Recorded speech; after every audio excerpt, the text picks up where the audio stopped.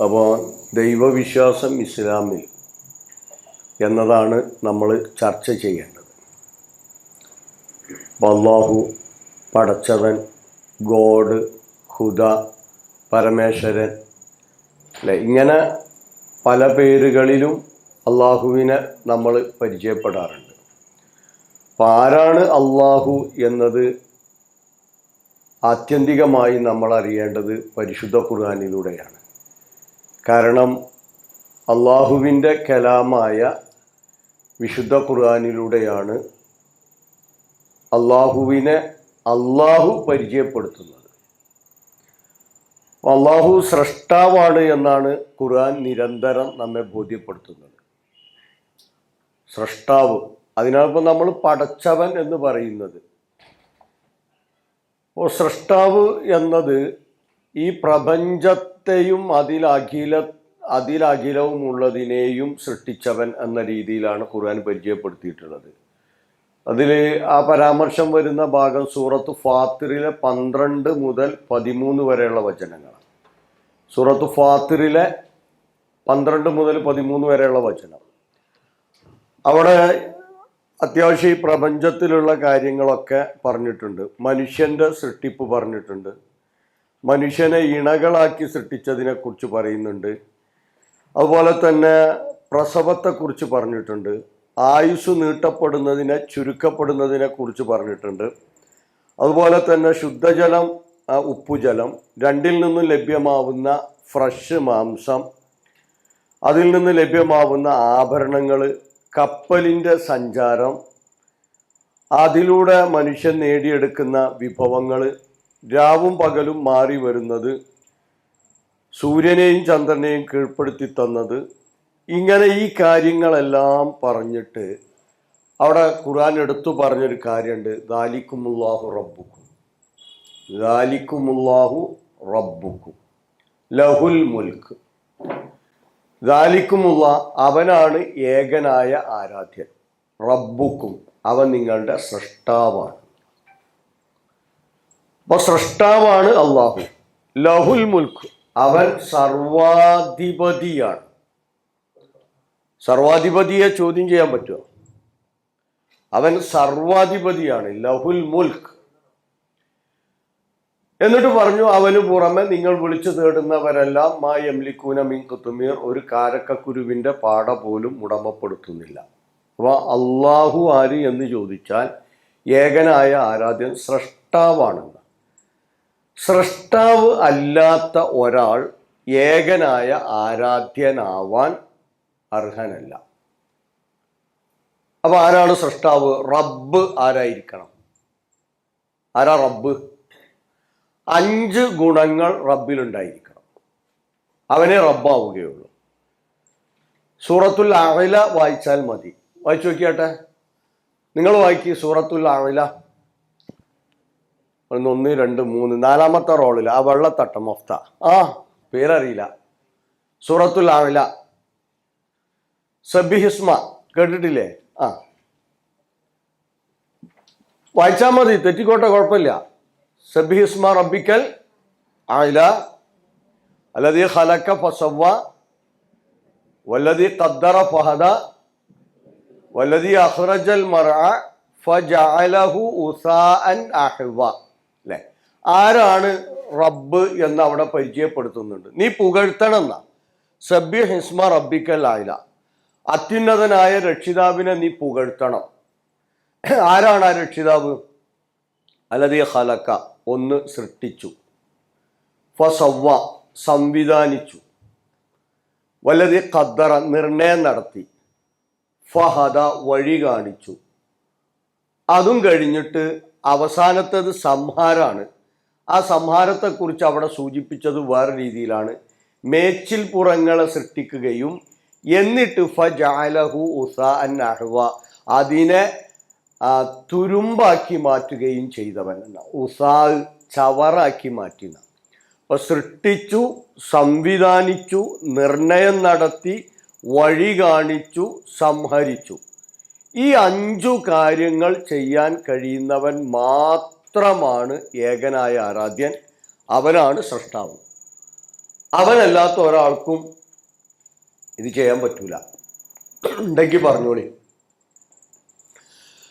സൃഷ്ടിച്ച് സംവിധാനിച്ച് നിർണയം നടത്തി വഴി കാണിച്ച് ഒരു വേള സംഹരിക്കാനും കഴിയുന്നവൻ. അപ്പൊ അവനെയാണ് ആരാധിക്കേണ്ടത്. അപ്പൊ സൃഷ്ടാവ് എന്നതാണ് അള്ളാഹുവിനെ ഖുർആൻ പരിചയപ്പെടുത്തിയിട്ടുള്ളത്. ആ തലത്തിലേക്ക് മനസ്സിലാക്കിയിട്ടില്ല നമ്മൾ. അതുകൊണ്ടാണ് മുമ്പ് കഴിഞ്ഞു പോയ ചോദ്യങ്ങളെല്ലാം. എൻ്റെ അടുത്തുള്ള ഈ മൊബൈല് ഇത് സൃഷ്ടിച്ച ഒരാളുണ്ട്, ഒരു കമ്പനി ഉണ്ട്, ഇത് ഉണ്ടാക്കിയൊരു കമ്പനി. ഈ കമ്പനി പറഞ്ഞതിനനുസരിച്ച് ഇത് ഞാൻ എന്ത് ചെയ്യാൻ പാടുള്ളൂ, കൈകാര്യം ചെയ്യാൻ പറ്റുള്ളൂ. ഇത് എന്തുകൊണ്ട് അങ്ങനെ എന്ന് കമ്പനിയെ നമ്മൾ എന്ത് ചെയ്യാറില്ല, ചോദ്യം ചെയ്യാറില്ല. ആ ചോദ്യം ചെയ്യുന്നവൻ എന്താണ്? ഇനി വേറൊരു കമ്പനി മൊബൈൽ ഉണ്ടെങ്കിൽ ആ കമ്പനി നിർദ്ദേശിച്ച അനുസരിച്ച് അതെന്ത് ചെയ്യാൻ പറ്റുള്ളൂ, പ്രവർത്തിക്കാൻ പറ്റുള്ളൂ.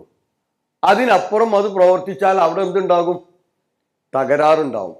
നേരത്തെ ആരോ ചോദിച്ച ചോദ്യത്തിന് ഉത്തരം ഗസ നടക്കുന്നില്ലേ, അപ്പുറത്ത് നടക്കുന്നില്ലേ, മേഘവിസ്ഫോടനം ഉണ്ടാവുന്നില്ലേ, ഇതൊക്കെ എന്താണ്? ലഹറൽ ഫസാദു ഫിൽ ബർരി വൽ ബഹരി ബിമാ കസബത്ത് ഐദിന്നാസ്.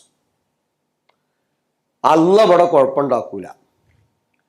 ഇവിടെ ഉണ്ടാവുന്ന മുഴുവൻ കുഴപ്പങ്ങൾക്കും കാരണം മനുഷ്യകരങ്ങൾ പ്രവർത്തിച്ചതാണ്. ലഹറൽ ഫസാദു ഫിൽ ബർരി വൽ ബഹരി ബിമാ കസബത്ത് ഐദിന്നാസ്. ഇപ്പൊ ചിലപ്പോൾ ഒരു 20 കൊല്ലം കഴിഞ്ഞിട്ടായിരിക്കും ഇപ്പൊ ഗസയിൽ നടക്കുന്നതിൻ്റെ ഒരു ദുഷിച്ച ഫലം ആ സമൂഹം അറിയാം. എന്നുവെച്ചാൽ ഇപ്പം ഭക്ഷണം കൊടുക്കുന്നുണ്ടാണ് അമേരിക്ക, ഇസ്രായേലും ഭക്ഷണം കൊടുക്കുന്നുണ്ട്. ഭക്ഷണത്തിന് വരുന്ന കുറെ ആളുകളെ കൊല്ലുന്നുണ്ട്. എന്നാൽ കൊടുക്കുന്ന ഭക്ഷണത്തിൽ അവർ ചേർത്തൊരു കെമിക്കലുണ്ട്. ആ കെമിക്കല് സന്താനോൽപാദനത്തെ നശിപ്പിക്കുന്ന കെമിക്കലാണ്. ഇനി അവിടെ അവശേഷിക്കുന്ന കുട്ടികളിൽ ഒരു 10-20 കൊല്ലം കഴിഞ്ഞാൽ സന്താനോൽപാദനം ഇല്ലാത്ത ടീമാണ് അവിടെ വളർന്നു വരിക. അന്ന് അതിനെക്കുറിച്ച് എന്ത് ചെയ്തിട്ട് ആലോചിച്ചാൽ എന്ത് ചെയ്യൂല, ഇതെന്തേ പടച്ചോ ഇങ്ങനെ ആക്കിയത് എന്ന് ചിന്തിച്ചിട്ട് എന്തുണ്ടാവില്ല, കാര്യം ഉണ്ടാവില്ല. കാരണം അപ്പം മനുഷ്യൻ പ്രവർത്തിച്ചതിൻ്റെ ഫലമാണെന്ത്, എല്ലാ കുഴപ്പങ്ങൾക്കും കാരണം. ഇപ്പൊ ഇന്ന് ഗസയിൽ ഈ കുഴപ്പങ്ങൾക്കൊക്കെ കാരണം 1948 യൂറോപ്യന്മാർ പ്രവർത്തിച്ചതിൻ്റെ ഫലമാണ് എന്ത് ചെയ്തത്. ഒരു വേള ജൂതന്മാർക്ക് സംരക്ഷണം കൊടുത്തിരുന്ന അറബികളെ അവരുടെ നാട്ടിൽ നിന്ന് ആട്ടിപ്പായിച്ചിട്ട് ഇസ്രായേൽ എന്ന് പറയുന്ന ഒരു ജൂതരാഷ്ട്രം അവിടെ എന്ത് ചെയ്തു, സ്ഥാപിച്ചു. അതാരും ചിന്തിക്കലില്ല. ആ ഏറ്റവും കൊടിയ അനീതിയുടെ അക്രമത്തിന്റെ ഫലമാണ് ഇന്ന് നടക്കുന്നത് മുഴുവൻ. പക്ഷെ അതറിയണമെങ്കിൽ എന്ത് ചെയ്യണം, അങ്ങോട്ട് പോകണം. ഗ്യാസ് ചാമ്പറിലൊക്കെ ഇട്ടിട്ട് ഹിറ്റ്ലറുടെ ജർമ്മനി ജൂതന്മാരെ കൊന്നൊടുക്കിയപ്പോൾ ആ ജൂതന്മാർക്ക് താങ്ങും തണലുമായിട്ട് നിന്നത് അറബികളാണ്, അവർക്ക് സംരക്ഷണം നൽകിയത്. പക്ഷെ ആ അറബികളുടെ നാട്ടിൽ നിന്ന് അവരെ ആട്ടിപ്പായിച്ച് ലോകത്തിലുള്ള മുഴുവൻ ജൂതന്മാരെയും കുടിയിരുത്താൻ വേണ്ടി ഇസ്രായേൽ എന്ന് പറയുന്ന രാഷ്ട്രം സ്ഥാപിച്ചു. ആ കൊടും അനീതിയുടെ ബാക്കി പത്രമാണ് ഇപ്പം നടക്കുന്നത് മുഴുവൻ. അല്ലാതെ ഗസയിലെ കുട്ടികൾ എന്താ അള്ളത് കാണില്ല, കാണുന്നുണ്ട്. അപ്പോൾ അതിനൊക്കെ അത് ചെയ്യുന്നവർക്ക് കൃത്യമായ ശിക്ഷ അള്ള ഒരുക്കി വെച്ചിട്ടുണ്ട്. ഈ ദുരന്തം അനുഭവിക്കുന്നവർക്ക് അള്ള കൃത്യമായ ഫലം അനുഭവിക്കുന്നവർക്ക് അതിന് പ്രതിഫലമുണ്ട്. അവരുടെ പാപങ്ങൾ പൊറുക്കപ്പെടും, അവർക്ക് നാളെ പരലോകത്തിലെത്തുമ്പം സ്വർഗം ലഭിക്കും. എല്ലാത്തിൻ്റെയും ഫലം ഇവിടുന്ന് കിട്ടുമോ? ഗാന്ധിജി ചെയ്ത മഹത്തരമായ പ്രവർത്തനങ്ങളുടെ ഫലം ഈ ദുനിയാവിൽ നിന്ന് ഗാന്ധിജി കിട്ടിയണോ? കിട്ടിയതെന്താ? നാഥൂറാം ഗോഡ്സെ എന്ത് ചെയ്തു? മൂപ്പരെ വീഡിയോ വെച്ചു വന്നു അല്ലേ? ഒരാൾക്കും ഇനി തിരിച്ചാവട്ടെ, ഇവിടെ വേണ്ടാത്തരം പ്രവർത്തിച്ച ആളുകൾക്ക് ഇപ്പം നാഗസാക്കിയൊക്കെ കഴിഞ്ഞില്ലേ, പിന്നെ ഹിരോഷിമ നാഗസാക്കിയിൽ ബോംബിട്ട് ലക്ഷങ്ങളെ കൊന്നൊടുക്കിയ അമേരിക്കയുടെ വ്യോമസേനയിലെ അംഗങ്ങൾക്ക് ഒരു ദിവസമെങ്കിലും ജയിലിൽ കിടക്കേണ്ടി വന്നിട്ടുണ്ടോ? ഒറ്റ ദിവസം. ലക്ഷങ്ങളെ കൊന്നൊടുക്കിയെന്ന് മാത്രമല്ല, ഇതുവരെയുള്ള തലമുറയെ മുഴുവൻ എന്ത് ചെയ്തു? അവർ ഈ ബോംബിങ്ങിലൂടെ നശിപ്പിക്കുകയാണ് ചെയ്തിട്ടുള്ളത്. ഒരു ദിവസമെങ്കിലും അവരെന്ത് ചെയ്തിട്ടില്ല, ജയിലിൽ കിടക്കേണ്ടി വന്നിട്ടില്ല. അവർക്ക് എല്ലാവിധ സുരക്ഷയും നൽകി സുഖസൗകര്യങ്ങളും നൽകി ഗവൺമെൻറ് അവരെ സംരക്ഷിച്ചു. അപ്പോൾ അവർക്കുള്ള ശിക്ഷ എവിടുന്ന് കിട്ടും? അപ്പോൾ ആ ശിക്ഷ ലഭിക്കണമെങ്കിൽ വേറൊരു ലോകമാണ്. അപ്പോൾ ചെയ്ത പ്രവർത്തനത്തിനുള്ള പ്രതിഫലമോ കുറ്റത്തിനുള്ള ശിക്ഷയോ ദുനിയാവെന്ന് എന്ത് ചെയ്യൂല, പൂർണ്ണമായി ലഭിക്കില്ല. അതല്ല ദുനിയാവ്. അപ്പം ഞാൻ പറഞ്ഞു വന്നത്, റബ്ബ് സൃഷ്ടിച്ചു, സംവിധാനിച്ചു, നിർണയം നടത്തി, വഴി കാണിച്ചു, അതോടൊപ്പം തന്നെ സംഹരിക്കാനും കഴിവുള്ളവൻ അവനാണ് അള്ളാഹു. അപ്പൊ ആ രീതിയിൽ അള്ളാഹുവിനെ അറിയണം. അങ്ങനെ ഖുർആൻ മൂസാ അലൈഹിസ്സലാം സീന പർവ്വത താഴ്വരയിലേക്ക് വരുന്ന രംഗം സൂറത്തു താഹയിൽ വിശദീകരിച്ചിട്ടുണ്ട്. ആ ആയത്ത് ആരെങ്കിലും ഒരാൾ പറഞ്ഞാണ്, നിങ്ങൾ പറഞ്ഞാളി. സൂറത്തു താഹയിൽ ഹലത്താക്ക ഹദീസ് മൂസ ഇത് നാദാ റബ്ബഹു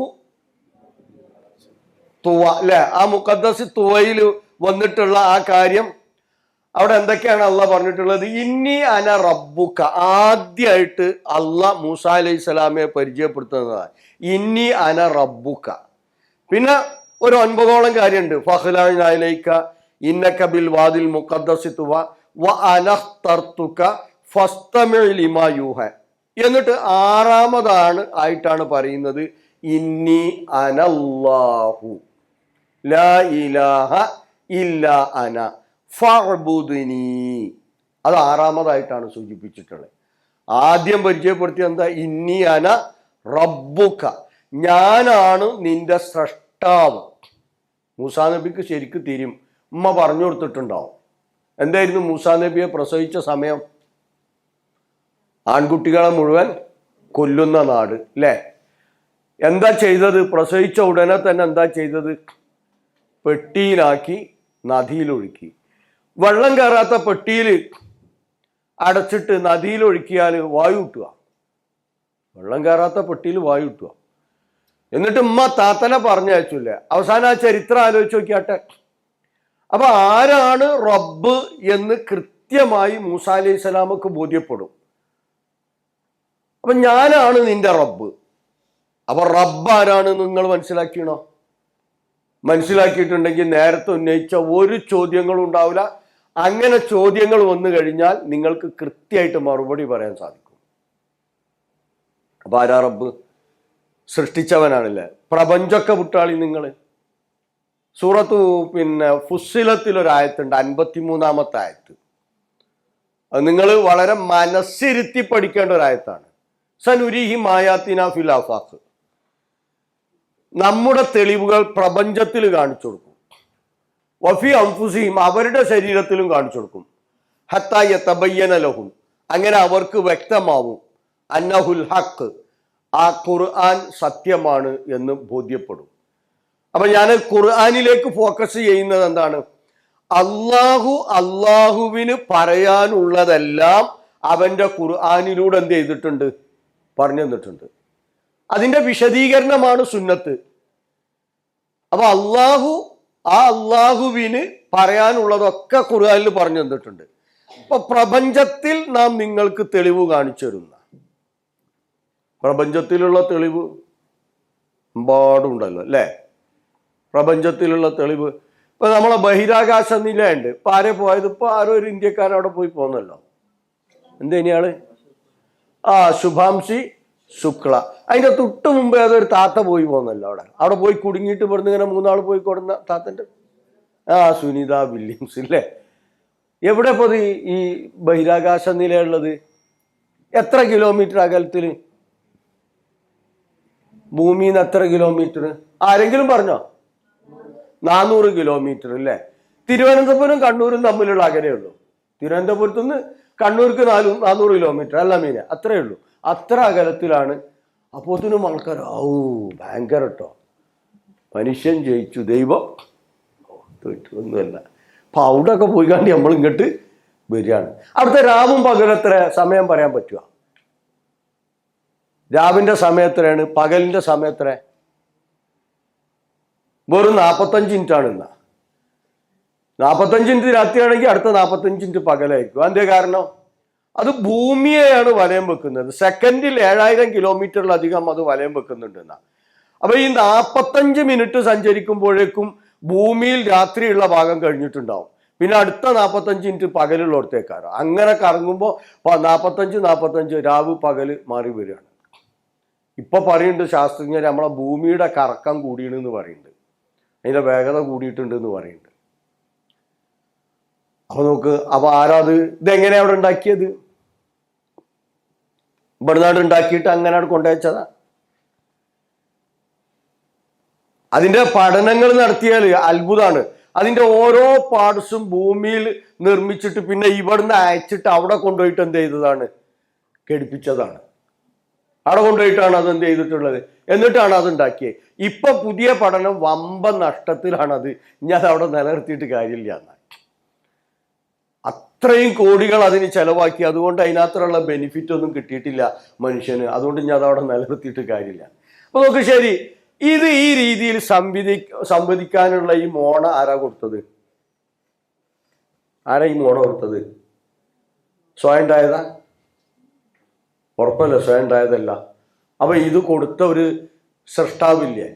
ആ സൃഷ്ടാവാണ് ഞങ്ങൾ അള്ളാഹു എന്ന് പറയുന്ന ഏകനായ ആരാധ്യൻ. അപ്പൊ ആ സൃഷ്ടാവിന്റെ കഴിവത്ര? ഈ മോണ അതിന് സംവിധാനിച്ചെന്ന സൃഷ്ടാവിന്റെ കഴിവത്ര ആയിരിക്കും? ഈ മോണ ഉപയോഗിച്ച്, ഈ ബുദ്ധി ഉപയോഗിച്ച് ഇത് മനുഷ്യൻ ഉണ്ടാക്കിയിട്ടുണ്ടെങ്കിൽ ഈ ബുദ്ധി നൽകിയിട്ടുള്ള സൃഷ്ടാവിന്റെ കഴിവത്ര? അത് അങ്ങനെ ആലോചിക്കാത്തത്? അപ്പൊ അവനാണ് സൃഷ്ടാവ്, അവനാണ് അള്ളാഹു. അതിൽ നിങ്ങൾ നമ്മളെ കുറിച്ച് ആലോചിച്ചിട്ടുണ്ടോ? ഇതില് ഡോക്ടർ ഒരാൾ ഇവിടെ ഉണ്ട്, പിന്നെ ആരാ ഡോക്ടർമാരുള്ളത്? ആരാ ഡോക്ടർമാരുള്ളത്? ആരുമില്ല. MBBS ആരുമില്ലല്ലേ? ശരി. ഈ ശരീരശാസ്ത്രം ഖുർആൻ ആവർത്തിച്ച് പറഞ്ഞൊരു സാധനമാണ്. ദൈവമില്ല എന്ന് പറയുന്നവരുടെ മുമ്പിൽ, അതുപോലെ തന്നെ പരലോകമില്ല എന്ന് പറയുന്നവരുടെ മുമ്പിൽ ഖുർആൻ ആവർത്തിച്ചു പറഞ്ഞിട്ടുള്ളൊരു സാധനം മനുഷ്യന്റെ സൃഷ്ടിപ്പ്. നമ്മളെ സൃഷ്ടിപ്പിനെ കുറിച്ച് നമ്മൾ ആലോചിച്ച് നോക്കിയിട്ടുണ്ടോ? നമ്മളെ തലച്ചോറ് നമ്മൾ ആരെങ്കിലും കണ്ടണോ? ഇല്ലല്ലേ? നമ്മളെ ഹൃദയം, നമ്മളെ കിഡ്നി കണ്ടിനോ? നിങ്ങൾ കണ്ടിട്ടുണ്ടോ? ഇല്ല. ശരി. അപ്പൊ നോക്കെ, അവിടെ നേരത്തെ പറഞ്ഞ സൂറത്തുൽ അഅലയിൽ സൃഷ്ടിച്ചു, സംവിധാനിച്ചു, നിർണയം നടത്തി, വഴി കാണിച്ചു. ഓരോന്നിനും, ശരീരത്തിലെ ഓരോ പാർട്ടിനും ഈ കാര്യങ്ങളൊക്കെ ചെയ്തു കൊടുത്തിട്ടുണ്ടാവും. ഓരോ പാർട്ടിനും. ഞാനിപ്പോ ഇങ്ങനെ തലച്ചോറിനെ കുറിച്ച് പഠിക്കുന്നുണ്ട്, പക്ഷെ എൻ്റെ മണ്ടയിൽ നിൽക്കണില്ല, പഠിച്ചിട്ട് നിൽക്കണില്ല. കാരണം രണ്ടാളുടെ സ്ട്രോക്കാണ് അത്, രണ്ടാൾക്ക് വന്ന സ്ട്രോക്കാണ് അത് പഠിക്കാൻ എന്നെ പ്രേരിപ്പിച്ചത്. ഒരാൾക്ക് വന്ന സ്ട്രോക്കിൽ അയാൾക്ക് ഉമിനീരിറക്കാനുള്ള കഴിവ് പോലും നഷ്ടപ്പെട്ടു. ഉമിനീരാണ്ട് ഇറക്കാൻ കഴിയില്ല. വായയിൽ വരുന്ന ഉമിനീര് എന്ത് ചെയ്യും? അങ്ങനെ ഒലിച്ചു പോവുക. പിന്നെ സംസാരശേഷിയില്ല, ബോധമില്ല, ഒന്നുമില്ല. ഉമിനീരിറക്കാനുള്ള കഴിവ് പോലും. അപ്പോൾ ഡോക്ടർ സ്കാനിങ് ഒക്കെ ചെയ്തിട്ട് പറഞ്ഞു അയാളുടെ മെഡുല്ലയിൽ സ്ട്രോക്കിന്റെ ഏരിയ എത്രയുള്ളൂ പറയും നിങ്ങൾ? ഒരു മുട്ട് സൂചി കൊണ്ട് 2 കുത്തിട്ടാൽ എത്ര വലിപ്പമുണ്ടാവും? നിങ്ങളെ തലയിലുള്ള ആ സൂചി എടുത്തിട്ടേ ഒരു 2 കുത്ത് കൊടുത്താൽ എത്ര ഉണ്ടാവും? അത്ര ക്ലോട്ടിങ് ഉള്ളൂ. പക്ഷെ മെഡുല്ലയിലാണ്, ഓപ്പറേഷൻ ചെയ്യാൻ പറ്റൂല. മരുന്ന് കൊണ്ട് ശരിയായെങ്കിൽ ആയി, നിങ്ങൾ ദൈവത്തോട് പറഞ്ഞോളൂ. അപ്പൊ എന്താ ഈ മെഡുല്ല? അവിടെ ചെറിയ, അപ്പൊ മുട്ടുസൂചി കൊണ്ടിട്ടാലുള്ള അത്ര കുത്ത് ബ്ലഡ് അവിടെ പോയി ക്ലോട്ടായി. അതോടുകൂടി അയാളുടെ എല്ലാ കപ്പാസിറ്റിയും പോയി. ആൾക്ക് അള്ളാഹ് ശിഫ നൽകിയിട്ടോ, അൽഹംദുലില്ലാ.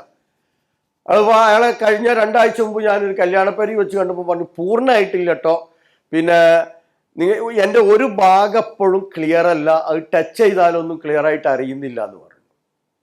അപ്പൊ എന്താ ഈ മെഡുല്ല? നമ്മളെ തലച്ചോറിൻ്റെ കാര്യമാണ് പറഞ്ഞത്. ആലോചിച്ച് നോക്കിയാട്ടെ. വേറൊരാൾക്ക് വന്ന പിന്നെ അത് ഒരു 2 ആഴ്ച മുമ്പുണ്ടായതാ. അയാൾ തിരുവനന്തപുരത്ത് നിന്ന് വന്നു ഒരു വെള്ളിയാഴ്ച.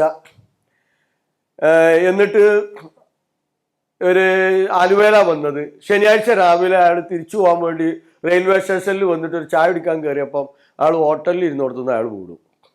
അപ്പോൾ ഹോട്ടലുകാരൊക്കെ താങ്ങി പിടിച്ച് അദ്ദേഹത്തെ കൊണ്ടുപോയി. ഒപ്പം ഡോക്ടർ പറഞ്ഞു സ്ട്രോക്കാണ്, പെട്ടെന്ന് ഇഞ്ചക്ഷൻ കൊടുക്കണം, നല്ലൊരു സംവിധാനമുള്ള ഹോസ്പിറ്റലിലേക്ക് പോകണം എന്നാണ്. അതിന് അദ്ദേഹം മെഡിക്കൽ ട്രസ്റ്റ് ഹോസ്പിറ്റലിലായിരുന്നു ഒരു ആഴ്ചയിലധികം. അത് കഴിഞ്ഞിട്ട് ഇപ്പം വേറെ തിരുവനന്തപുരത്ത് വേറൊരു ഹോസ്പിറ്റലിലാണ്. അപ്പോൾ അദ്ദേഹത്തെക്കുറിച്ച് പറഞ്ഞപ്പോൾ അദ്ദേഹത്തിന് രാത്രിയും പകലും തിരിച്ചറിയില്ല. അപ്പോൾ ചെറുതായിട്ട് നമ്മൾ സംസാരിക്കണമൊക്കെ മനസ്സിലാവും, ഭക്ഷണം കഴിക്കാനൊന്നും കഴിയില്ല, ഒക്കെ ട്യൂബ് ഇട്ടിട്ടാണ്. ഭാര്യനെ തിരിച്ചറിയണില്ല, മക്കളെ തിരിച്ചറിയണില്ല, ആരും തിരിച്ചറിയണില്ല. അപ്പോൾ ഡോക്ടർ വന്നപ്പോൾ നമ്മൾ സംസാരിച്ചു, എന്താ അത് പ്രശ്നം എന്ന് ചോദിച്ചു. അപ്പോൾ ഡോക്ടർ പറഞ്ഞു ഈ തലച്ചോറിൽ തലാമിസ് എന്ന് പറഞ്ഞൊരു ഏരിയ ഉണ്ട് അത്ര. തലാമിസ് ഏരിയയിലാണ് ഇയാൾക്ക് എന്ത് ചെയ്തിട്ടുള്ളത്, ക്ലോട്ടിങ് വന്നിട്ടുള്ളത്. അതുകൊണ്ട് തന്നെ ഇത് രാവും പകലും ഇങ്ങനെ തിരിച്ചറിവ് നൽകുന്ന ഏരിയയാണ് അത്. അവിടെ ക്ലോട്ടിങ് വന്നാൽ ഏറ്റവും ചുരുങ്ങിയത് ഒരു 6 മാസം കഴിഞ്ഞ് അത് ക്ലിയറായി വരണമെങ്കിൽ, ഇപ്പോൾ അവസാനം ചെയ്ത CT സ്കാനിങ്ങിൽ ആ ക്ലോട്ടിങ് നീരായി മാറിയിട്ടുണ്ട്, രക്തം നീരായി മാറിയിട്ടുണ്ട്. ഇനി അതങ്ങനെ താനെ പോകും. പക്ഷേ തിരിച്ചറിയണം, നിങ്ങൾ ജനലൊക്കെ തുറന്നിട്ടിട്ട് പുറത്തേക്ക് നോക്കാൻ പറഞ്ഞിട്ട് ഇപ്പം പകലാണ് ഇട്ടപ്പ ഇപ്പം പകലാണ് എന്ന് എന്ത് ചെയ്യണം, മൂപ്പരെ പറഞ്ഞ് പഠിപ്പിച്ചോളണം. എന്നാലേ ആ തിരിച്ചറിവ് എന്ത് ചെയ്യുള്ളൂ, കിട്ടുള്ളൂ. അപ്പം എന്താ ഈ തലാമിസ് ഏരിയ, ഇതൊക്കെ അപ്പം ഇതിൻ്റെ ഉള്ളിലാണ്. അപ്പം ആരാ ഇത് സംവിധാനിച്ചത്? അപ്പം ഈ സംവിധാനിച്ച സൃഷ്ടാവ് സൃഷ്ടിച്ചു, സംവിധാനിച്ചു. ആരാ ഈ ഏരിയൊക്കെ നിർണയിച്ചു കൊടുത്തത്? നിർണയം നടത്തി വഴി കാണിച്ചു കൊടുത്തു. അങ്ങനെ ഓരോന്ന്, കണ്ണാണെങ്കിലും കാതോ കരളോ കിഡ്നിയോ ആമാശയോ മസ്തിഷ്കോ ഒക്കെ എടുത്തോളി, എല്ലാം സൃഷ്ടിച്ച് കൃത്യമായി സംവിധാനിച്ചു. കിഡ്നി പറയുമ്പം ചെമ്മാടുണ്ട് ഒരു സുഹൃത്ത്, ഓൻ്റെ കിഡ്നിക്ക് ക്യാൻസർ വന്നു. ക്യാൻസർ എന്നാൽ റേഡിയേഷൻ ചെയ്യാൻ പറ്റൂല കിഡ്നി ആയതുകൊണ്ട്. അപ്പം എന്താ ചെയ്യുക, വന്ന ഭാഗം കട്ട് ചെയ്ത് ഒഴിവാക്കണം. അപ്പം 1/3 ഭാഗം കട്ട് ചെയ്തു, കിഡ്നിയുടെ 1/3 ഭാഗം കട്ട് ചെയ്തു. അപ്പം അത് സുഖമായി. അപ്പം പിന്നെ ഒരു 5-6 മാസം കഴിഞ്ഞതിന് ശേഷം അദ്ദേഹത്തെ പോയി ഇങ്ങനെ കണ്ടപ്പോൾ എങ്ങനെയുണ്ടോ ചോദിച്ചു. കുഴപ്പമൊന്നുമില്ല, എന്നാലും ചെറിയ രസം അതെന്താ ചോദിച്ചു. അപ്പോൾ അദ്ദേഹം പറഞ്ഞു കിഡ്നി കട്ട് ചെയ്യാൻ വേണ്ടി ഒരു വാരിയല് കട്ട് ചെയ്തിട്ടുണ്ട്, അതിൻ്റെ ഉള്ളിലാണ് അള്ളാഹ് അതിനെ കൊണ്ടുപോയി സംവിധാനിച്ചിട്ടുള്ളത്. ആ വാരിയല് കട്ട് ചെയ്തത് ഡോക്ടർമാരൊന്നും ചെയ്തിട്ടില്ല, അത് താനെ വന്ന് എന്ത് ചെയ്തോളൂ, ചേർന്നോളൂ എന്നാ പറഞ്ഞത്. അപ്പം അതിൻ്റെ ഒരു അസ്വസ്ഥത ഉണ്ട്, ചെറിയൊരു വേദന ഉണ്ട്. അപ്പോൾ ആലോചിച്ച് നോക്ക്, ഇത് ഡിസ്പോൺസിബിൾ ആണെങ്കിലോ, കേടെന്നാൽ ഒന്നും ചെയ്യാൻ പറ്റൂലെങ്കിൽ, നമ്മൾ ആ ചില ഡോൾപ്പനൊക്കെ ഉണ്ടല്ലോ വലിച്ചെറിയണ മാതിരി വലിച്ചെറിയാൻ പറ്റിയത് ആണെങ്കിലോ, കരള് വരെ എന്ത് ചെയ്യുക, മാറ്റിവെക്കൽ. അപ്പൊ ആരാണ് ഇതൊക്കെ ഇങ്ങനെ സൃഷ്ടിച്ച് സംവിധാനിച്ചത്? നമ്മളെ കുറിച്ചൊന്ന് നമ്മൾ ആലോചിച്ചാൽ മതി. ഞാൻ നേരത്തെ പറഞ്ഞല്ലോ 53-ാമത്തെ ആയത്ത് ഫുസിലെ പ്രപഞ്ചത്തിലെമ്പാടും തെളിവുണ്ട്, എമ്പാടും തെളിവുണ്ട്. വഫി അംഫുസി, നിങ്ങളിലും നാം തെളിവ് കാണിച്ചു തരും. അപ്പൊ നിങ്ങളിലും തെളിവ് കാണിച്ചു തന്നാൽ നിങ്ങൾക്ക് കൃത്യമായി ബോധ്യപ്പെടും ആ പറഞ്ഞതൊക്കെ സത്യമാണെന്ന്. അള്ളാഹുവിൻ്റെ കലാമിലൂടെ അള്ളാഹുവിനെ കുറിച്ച്, അള്ളാഹുവിൻ്റെ സൃഷ്ടി വൈഭവങ്ങളെക്കുറിച്ച്, അള്ളാഹുവിൻ്റെ നിയമങ്ങളെക്കുറിച്ച് എല്ലാം പറഞ്ഞത് സത്യമാണ് എന്ന് ഇത് പഠിച്ചാൽ നിങ്ങൾക്ക് എന്ത് ചെയ്യുന്ന പറഞ്ഞത് ബോധ്യപ്പെടും. അപ്പൊ ആ രീതിയിൽ ബോധ്യപ്പെടേണ്ടവരാണ് നമ്മൾ. പക്ഷെ ഖുർആൻ പറഞ്ഞ മാതിരി അള്ളാഹുവിനെ നമ്മൾ എന്ത് ചെയ്തിട്ടില്ല, നമ്മൾ മനസ്സിലാക്കിയിട്ടില്ല. വമാ ഖദറുല്ലാഹ ഹക്ക ഖദ്രി, നേരത്തെ ജമാലുദ്ദീൻ ഫാറൂഖി പറഞ്ഞു, അള്ളാഹുവിനെ അറിയേണ്ട വിധത്തിൽ, മനസ്സിലാക്കേണ്ട വിധത്തിൽ, കണക്കാക്കേണ്ട വിധത്തിൽ അവരെന്ത് ചെയ്തിട്ടില്ല, അള്ളാഹിനെ മനസ്സിലാക്കിയിട്ടില്ല. നിങ്ങൾ പറയും ഞാൻ മനസ്സിലാക്കിയെന്ന്, പക്ഷെ മനസ്സിലാക്കിയിട്ടില്ല എന്നുള്ളതിന് ഒരൊറ്റ തെളിവ് ഞാൻ അപ്പം പറഞ്ഞുതരാം. 17 തവണ ആവർത്തിച്ച് നിങ്ങൾ പാരായണം ചെയ്യുന്ന സൂറത്ത് ഫാത്തിഹ ഉണ്ട്. സൂറത്ത് ഫാത്തിഹൻ്റെ അർത്ഥം അറിയുന്ന എത്ര ആൾക്കാരുണ്ടായി കൂട്ടത്തിൽ? കയ്യൊക്കെ ഒന്നും വേണ്ട, അവനാനോട് ചോദിച്ചാൽ മതി. 17 തവണ നിർബന്ധമായും നമ്മൾ പാരായണം ചെയ്യേണ്ട അല്ലേ സൂറത്ത് ഫാത്തിഹ, അങ്ങനല്ലേ? എന്ത് എത്ര തവണ പാരായണം ചെയ്യണം ദിവസത്തിൽ? നിർബന്ധമായിട്ടും 17 തവണ. ഈ സൗണ്ട് ഇട്ട് ഉറങ്ങാൻ നല്ല സുഖ. 5 മിനിറ്റ് ഉറങ്ങിയാൽ 50 മിനിറ്റ് ഉറങ്ങിയ പിന്നെ ഏതാണ്. അപ്പോൾ ഉറക്കിൻ്റെ സമയത്ത് റൂഹിനെ പിടിച്ചെടുക്കുന്നുണ്ട് എന്നാണ് ഖുർആന്റെ സൂചന. മരണം വിധിച്ചവർക്ക് പിന്നെ ആ റൂഹിനെ തിരിച്ചു കൊടുക്കൂല, അല്ലാത്തവർക്ക് തിരിച്ചു. അപ്പോൾ ഉറങ്ങുമ്പോൾ, അതുകൊണ്ടാണ് കിടന്നുറങ്ങുമ്പോൾ ഒക്കെ ചൊല്ലി പറഞ്ഞിട്ടാണ് എന്ത് ചെയ്യേണ്ടത്. വാട്സപ്പ് നോക്കി കുത്തർന്ന് ഉറങ്ങിയാൽ ചിലപ്പോൾ അതിൽ ഔട്ടാകുകയാണെങ്കിൽ കഥ കുമ്പളങ്ങിയേക്കാരോ. അപ്പോൾ ഒക്കെ റെഡിയായി പറഞ്ഞിട്ട് പടച്ചോനെ ബിസ്മിക്കല്ല എന്ന് തുടങ്ങിയിട്ട് അള്ളാഹിൻ്റെ നാമത്തിൽ അത് ചെയ്യേണ്ടത്. അപ്പോൾ ഉറങ്ങുമ്പോഴും എന്ത് ചെയ്യണം? ശ്രദ്ധിക്കണം. എന്നാൽ ഉറക്കോ വല്ലാത്തൊരു അനുഗ്രഹമാണ് ഇല്ലേ? ആ ഉറക്ക് ലഭിച്ചിട്ടില്ലെങ്കിൽ അത് അതിനേക്കാൾ അപകടമാണ്. അപ്പോൾ നമ്മൾ സൂചിപ്പിച്ചത്, നിങ്ങൾ അള്ളാനെ മനസ്സിലാക്കേണ്ട വിധത്തിൽ മനസ്സിലാക്കിയിട്ടില്ല എന്നതിനുള്ള തെളിവാണ് സൂറത്ത് ഫാത്തിഹയുടെ അർത്ഥം നിങ്ങൾക്ക് അറിയില്ല. ഞാൻ കഴിഞ്ഞ ആഴ്ച വെറുതെ അഫ്ളലൊക്കെ കഴിഞ്ഞു വന്ന ടീമിനോട് ചോദിച്ചു. അഫ്ളലൊക്കെ കഴിഞ്ഞിന് വിവിധ ടീമുകളാണ്. ഓരോട് നിങ്ങൾക്ക് സൂറത്ത് ഫാത്തിഹയുടെ അർത്ഥം അറിയാമെന്ന് ചോദിച്ചപ്പോൾ ഒരാൾ പറഞ്ഞു പകുതി അറിയാറുണ്ട്, വേറെ ചില ആൾക്കാർ പറഞ്ഞു തീരെ അറിയില്ല, വേറെ ചില ആൾക്കാർ പറഞ്ഞു കൊഞ്ചം കുറച്ചൊക്കെ. അപ്പൊ എന്താ? നമ്മൾ അള്ളാനെ മനസ്സിലാക്കേണ്ട ഇത് മനസ്സിലാക്കിയിട്ടില്ല. ആരാണ് അള്ളാഹ്? എൻ്റെ ജീവവായുവിൻ്റെ കണക്ഷൻ അള്ളാഹിൻ്റെ അടുത്താണ്. പറയാൻ പറ്റുമോ? ഞാൻ പലപ്പോഴും ചോദിക്കുന്നത്, ഇപ്പൊ അംബാനിയാണ് നമുക്ക് ജീവവായു തരുന്നതെന്ന് കൂട്ടിക്കോ, അയാൾ പറഞ്ഞതിൻ്റെ അപ്പുറം പോവുക നമ്മള്? പോകുമോ? പോകൂലല്ലേ? ഉറപ്പല്ലേ? കാരണം അയാൾ ആ വാൾവ് അവിടെ പൂട്ടിയാൽ കഴിഞ്ഞില്ലേ കഥ. നമ്മളുടെ ഹൃദയമിടിപ്പ് നിയന്ത്രിക്കുന്നത് ആരാ? നമ്മളാണോ? ആണോ? ഞാൻ നടന്നിട്ട് ആണോ എൻ്റെ ഹൃദയമിടിപ്പ്? നമ്മളുടെ ഓരോരുത്തരുടെയും ഹൃദയമിടിപ്പ് നിയന്ത്രിക്കുന്നവനാണ് അള്ളാഹു. ആ അള്ളാഹിനെ നമ്മൾ അറിയേണ്ട വിധത്തിൽ അറിഞ്ഞണോ? ഞാൻ പറയും അറിഞ്ഞിട്ടില്ല എന്നറിയും. അതുകൊണ്ടാണ് നമ്മൾ ക്യാമ്പസുകളിൽ നിന്നോ മറ്റുള്ളയിടത്തു നിന്നോ അള്ളാഹുവിനെ കുറിച്ചുള്ള ചോദ്യങ്ങൾ കേൾക്കുമ്പോൾ നമ്മളെ നമ്പർന്നു ഇങ്ങനെ കണ്ടോ അള്ളാഹിനെ ആരാ ഉണ്ടാക്കിയത്? ഡിസൈനർ ആരാണെന്നേ അറിയുള്ളൂ. ഡിസൈനർ ആരാ ഉണ്ടാക്കിയെന്ന് ആരെങ്കിലും ചോദിക്കലുണ്ടോ? ഉഷാറായിണല്ലോ, ഇത് ആരാ ഡിസൈൻ ചെയ്തത്? അല്ലെ ആരാ എഞ്ചിനീയർ? പിന്നെ എഞ്ചിനീയർ ആരാ ഉണ്ടാക്കിയത് എന്ന് ആരെങ്കിലും ചോദിക്കലുണ്ടോ? ചോദിക്കലില്ലല്ലോ. ഈ പ്രപഞ്ചം ആരാ ഡിസൈൻ ചെയ്തത്? ഖുർആനിൽ സൂറത്തുൽ ലുഖ്മാനിൽ 11-ാമത്തെ ആയത്താണ് എന്നാ തോന്നുന്നത്. ഹാദാ ഖൽഖുല്ലാ ഫഅറൂനി മാദാ ഖലഖല്ലദീന മിൻ ദൂനി എന്നുള്ളൊരു ചോദ്യമുണ്ട്. ഇതൊക്കെയാണ് അള്ളാഹിന്റെ സൃഷ്ടി വൈഭവം. അവിടെ തൂണ്, നിങ്ങൾക്ക് കാണാൻ സാധിക്കാത്ത തൂണുകളില്ലാതെ ഉപരിലോകത്തെ സൃഷ്ടിച്ചവൻ എന്നെന്ത് ചെയ്തിട്ടുണ്ട്?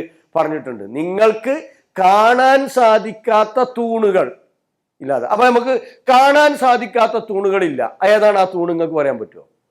കാണാൻ സാധിക്കാത്ത ബി ഗൈരി അമദിൻ തറൗനഹ എന്നാ പറഞ്ഞേ. ഏതാണ് ആ തൂണ്? പറഞ്ഞോളി. അതെ, ആകർഷണീയം എന്ന് പറയുന്ന ആകർഷണം ഉണ്ട് അല്ലേ? അതാണ് അതിന്റെ തൂണ്. അതുകൊണ്ടാണ് അതിന്റെ കേന്ദ്രമാണ് സൂര്യൻ. ആ സൂര്യൻ കവറിലാക്കപ്പെട്ടാൽ ഇത് ശംസു കവററിഞ്ഞ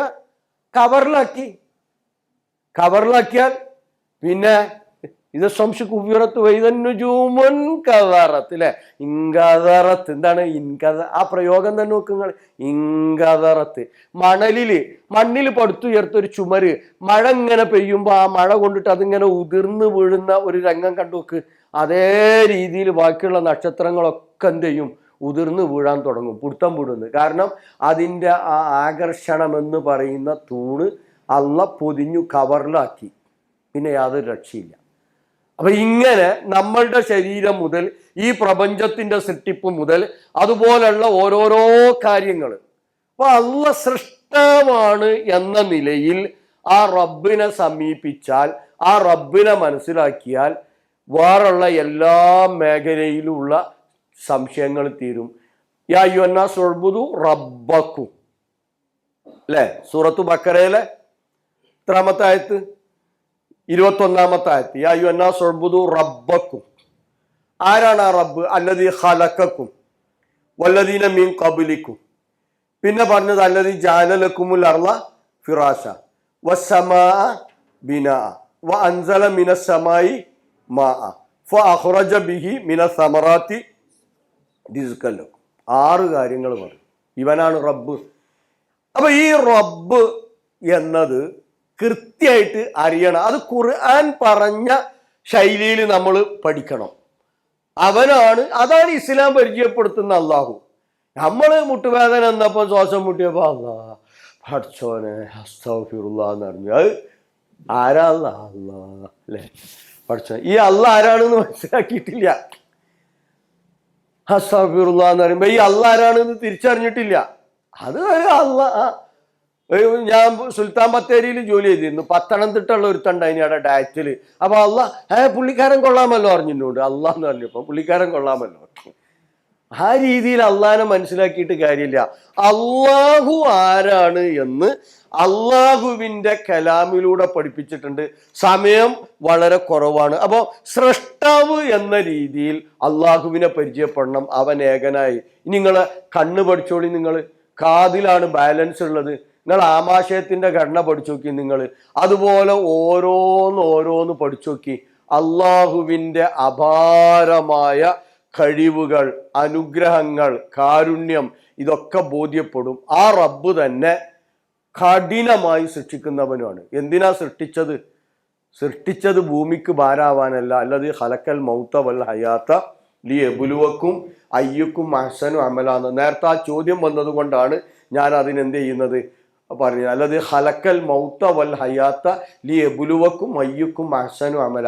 ആരാണ് അമലുകളെ ഇഹ്സാനാക്കി തീർക്കുന്നത് എന്ന് പരീക്ഷിക്കാൻ വേണ്ടിയാണ് സൃഷ്ടിച്ചിട്ടുള്ളത്. വെറുതെ അല്ല. എവിടുന്നോ വന്നു ഞാൻ, എവിടേക്കോ പോണു ഞാൻ അല്ല. വിളക്കുമരമേ വെളിച്ചമുണ്ടോ അല്ലെ. പാമ്പുകൾക്ക് മാളമുണ്ട്, പറവകൾക്ക് ആകാശമുണ്ട്, മനുഷ്യപുത്രന് അങ്ങനെയല്ല. കൃത്യമായ ലക്ഷ്യമുണ്ട്. എന്താ ഇഹ്സാൻ? ഞാനാണ് പറയാ, അള്ളാഹുവിനെ നമ്മൾ കാണുന്നില്ല, പക്ഷെ അള്ളാഹ് നമ്മളെ കാണുന്നു. ആരാ അള്ളാഹ്? ആവർത്തിച്ച് പറഞ്ഞുകൊണ്ടിരിക്കുക. കണ്ണ്, കാത്, കരള്, കിഡ്നി, ആമാശയം, മസ്തിഷ്കം, അതുപോലെ തന്നെ നമ്മളുടെ ശരീരത്തിലെ 206 എല്ലുകൾ, ഇതൊക്കെ സൃഷ്ടിച്ച് കൃത്യമായി സംവിധാനിച്ച് നിർണയം നടത്തി വഴി കാണിച്ചു കൊടുക്കുന്നവനാണ് അള്ളാഹ്. വെറുതെ അള്ളാഹ് പഠിച്ചോനെ റബ്ബേ സുബ്ഹാനല്ലാഹ് എന്ന് പറഞ്ഞാൽ പോരാ. സുബ്ഹാനല്ലാഹ് എന്ന് പോലും കൃത്യമായിട്ട് പറയില്ല നമ്മള്.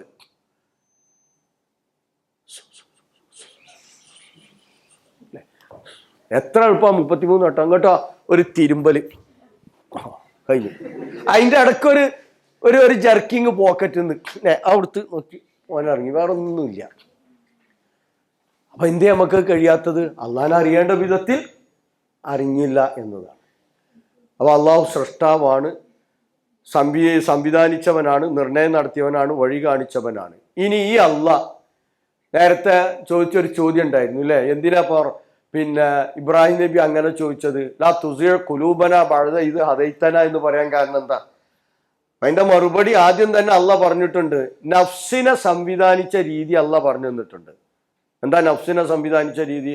വനഫ്സിൻ വമാ സവ്വാഹ ഫഅൽഹമഹ ഫുജൂറഹ വതഖ്വ. നഫ്സിനെ സംവിധാനിച്ചപ്പോൾ അതിന്റെ ധാർമ്മിക വശവും അധാർമിക വശവും അള്ളാഹ് എന്ത് ചെയ്തിട്ടുണ്ട്? അതിന് നൽകിയിട്ടുണ്ട്.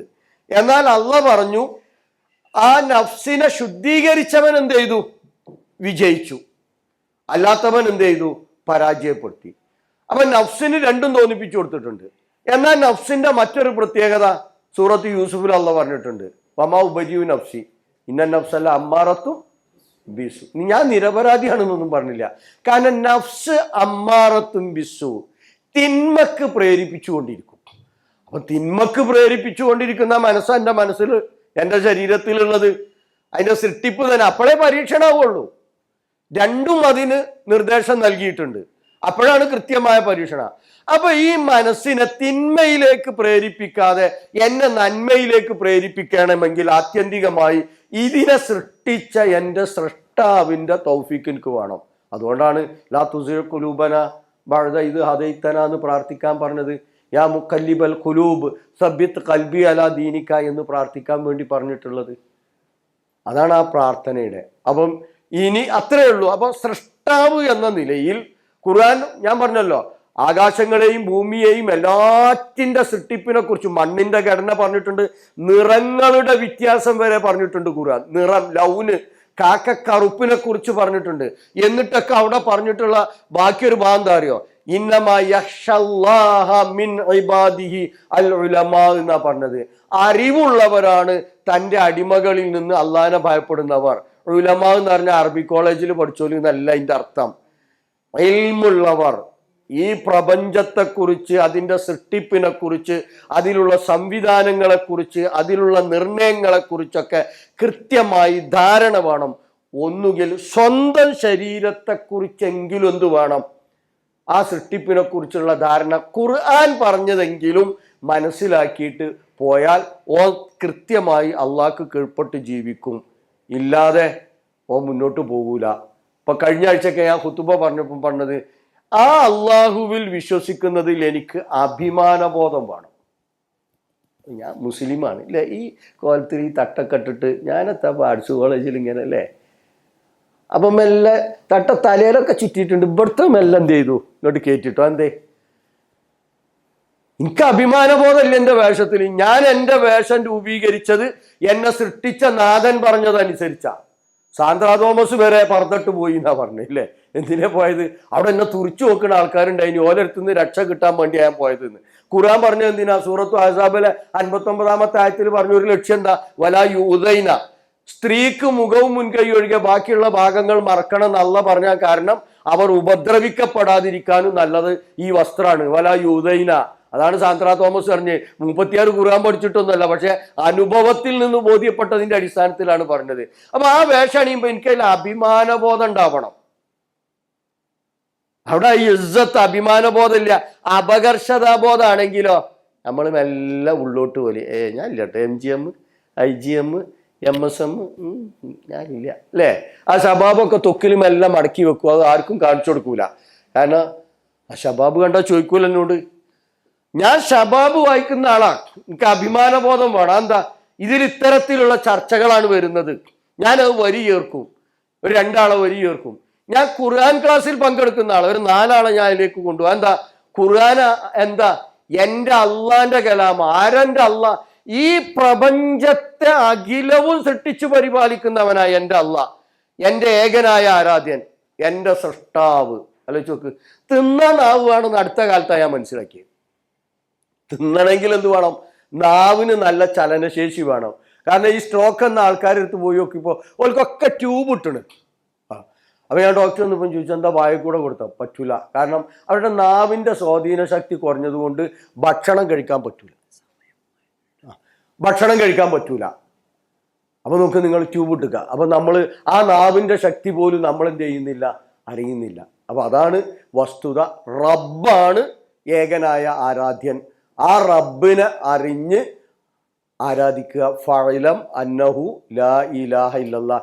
ഈ പറഞ്ഞ ഈ സൃഷ്ടിപ്പിനെ കുറിച്ച് നിങ്ങൾക്ക് പഠിക്കാൻ എമ്പാടും സംവിധാനങ്ങൾ ചിലപ്പോൾ നിങ്ങൾ പഠിക്കുന്ന സ്ഥാപനങ്ങളിൽ ഉണ്ടാകും, അതല്ലെങ്കിൽ വേറെയുള്ള ഓൺലൈനിലുണ്ടാകും, പിന്നെ ഗൂഗിളിൽ കയറിയാൽ കിട്ടും. എന്നിട്ട് റബ്ബിനെ കൃത്യമായി മനസ്സിലാക്കി ആ റബ്ബിന് കീഴ്പ്പെട്ട് ജീവിക്കുന്ന ഒരു തലമുറയായാൽ അള്ളാഹുവിൻ്റെ സംരക്ഷണം ഉണ്ടാവും. ആ രീതിയിൽ അള്ളാഹുവിൻ്റെ സംരക്ഷണം ലഭിക്കുന്ന യഥാർത്ഥ വിശ്വാസികളുടെ കൂട്ടത്തിൽ അള്ളാഹുവെ നീ ഞങ്ങളെ എല്ലാവരെയും ഉൾപ്പെടുത്തി അനുഗ്രഹിക്കണമേ നാഥ. റബ്ബന തഖബ്ബൽ മിന്ന ഇന്നക അൻത സമീഉൽ അലീം വതുബ് അലൈനാ ഇന്നക അൻത തവ്വാബുർ റഹീം.